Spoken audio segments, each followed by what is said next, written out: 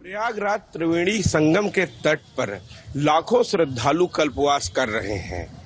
मान्यता यह है कि एक मास के कल्पवास करने के बाद उन्हें 100 सालों का पुण्य की प्राप्ति होती है। इस बार 10 लाख श्रद्धालु संगम तट पर आए हुए हैं और कल्पवास कर रहे हैं। तीर्थराज प्रयाग में त्रिवेणी संगम पर माघ मास में पूरे महीने निवास और ध्यान करने से पुण्य फल प्राप्त होता है। संगम तट पर एक माह की साधना को कल्पवास कहा गया है। धार्मिक मान्यता है कि कल्पवासी को इच्छित फल तो मिलता ही है, उसे जन्म जन्मांतर के बंधनों से मुक्ति मिल जाती है। महाभारत में कहा गया है कि 100 साल तक बिना अन्न ग्रहण किए तपस्या करने का जो फल है वह माघ मास में कल्पवास करने भर से प्राप्त हो जाता है।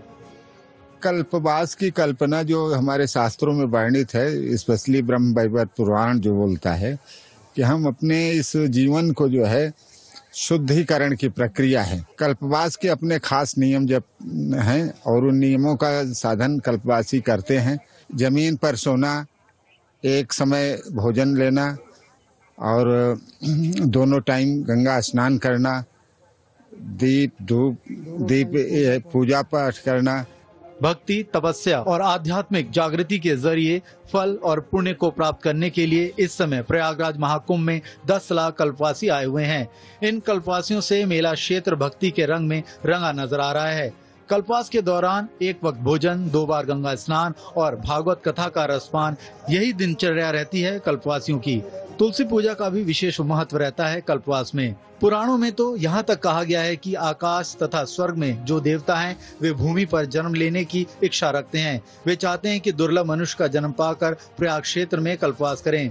हमारे पूर्वजों से ये परंपरा बनी हुई है कि सामान्य सालों में भी हम 1 महीने के लिए यहाँ पर आते हैं। हम लोग ठाकुर जी की या अन्य मूर्तियों को रखते हैं, उन पे पूजा पाठ अपना करते हैं। गंगा माई के गोद में आके हमको लगता है कि बहुत आनंद हमको मिल रहा है। जात पात पे कोई बात नहीं है, सब एक समान बुड़की लगाते एक ही साथ वहाँ बैठते।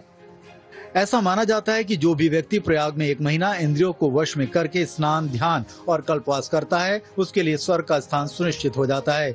यही नहीं, यहाँ पर सनातन की एकता का एक सबसे बड़ा उदाहरण दिखाई पड़ता है, जहाँ लाखों की संख्या में पहुंचकर कल्पवासी भक्ति भावना में लीन होकर पूजन अर्चन करते हैं।